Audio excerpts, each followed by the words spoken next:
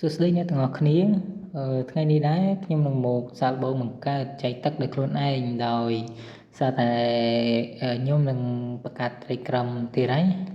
ហើយដោយរាល់ដងដែលខ្ញុំប្រើតែពងទាហ្នឹងយើងឃើញថាវា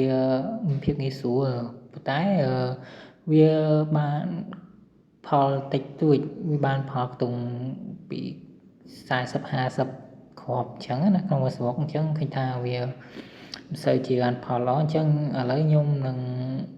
ចង់សាកល្បងមកកើតចែកទឹកទុកឲ្យកូនត្រីដែលទឹកញាស់ស៊ីម្ដងដោយអត់ចាំបាច់ទៅទិញនៅកន្លែងឆ្ងាយទេដោយសារតែម្ដុំផ្ទះខ្ញុំហ្នឹងវាអត់មាន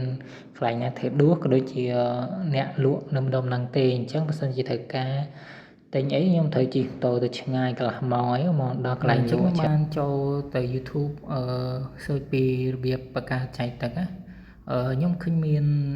របៀបនៃការបង្កើតចែកទឹកច្រើនដែលទី1នោះគឺទៅលើ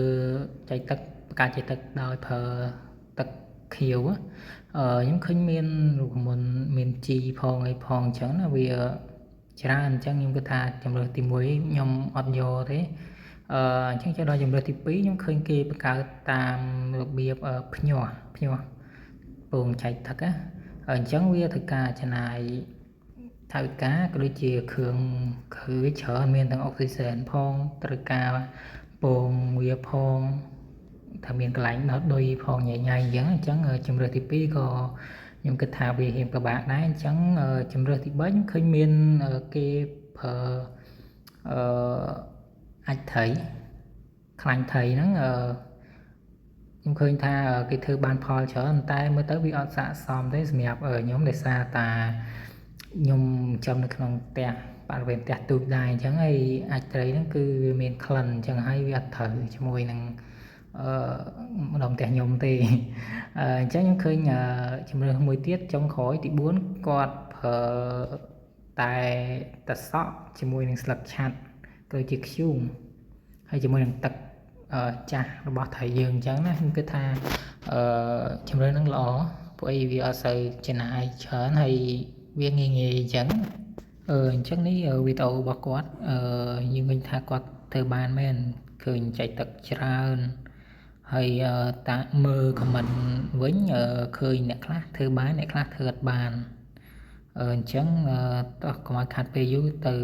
ធ្វើទាំងអស់គ្នាហ្មងអញ្ចឹងសម្រាប់ Q ខ្ញុំមាននៅរោងបាយខ្ញុំមានច្រើន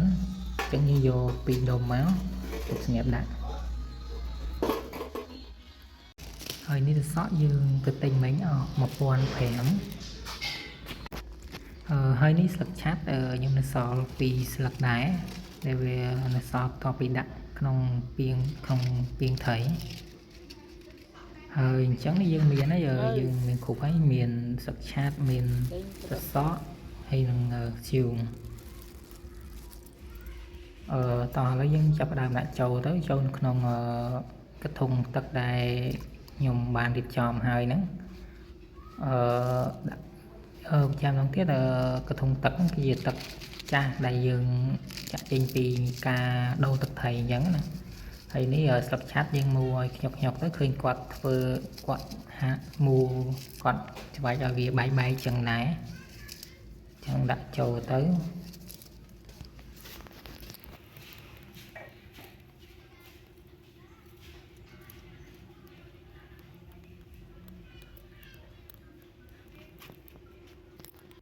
ហើយនេះទៅសក់ខ្ញុំយក2ផ្លែយកមកហាន់ទុយចាស់ប្រហែលជាវាឆាប់អាលួយនឹងឲ្យខ្វាមដៃដាក់ភ្លឹបមកនេះដាក់យកទៀតមកដាក់អស់មក2ហ្នឹង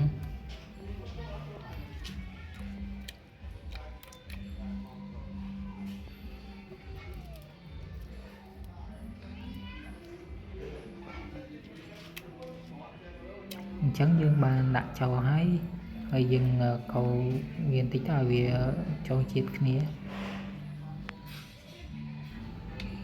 ហើយនេះជាវីដេអូនៅថ្ងៃបន្ទាប់យើងឃើញថាទៅសក់យើងចាប់ផ្ដើមអាលួយតិចហើយអញ្ចឹងខ្ញុំកាយមើលបន្តិចទៅគីឡូមានចែកទឹកអីចឹងណា dương sủ mơ tịch tới nhóm khuyên miên đôi chia đừng chạy thật ấy thế vợ tịch túi miền pi bảy khó với hai tuổi được máu trong đằng thật ấy chia chạy tất ấy tay mà ngáy viêm cu na cài lườn đỏ thẳng nắng hay mẹp mình hiền đi với những khuyên miên chỉ lên có không bia cả màu pi bay đằng thao bia màu tam na thế chẳng với tàu với miền phần năng tế chăm mơ tha 3 ngày khôi tiết chăm mơ vì cả đó chăm mơ rong chăm tàn đàn được ở khi bạn ở quân chẹp lia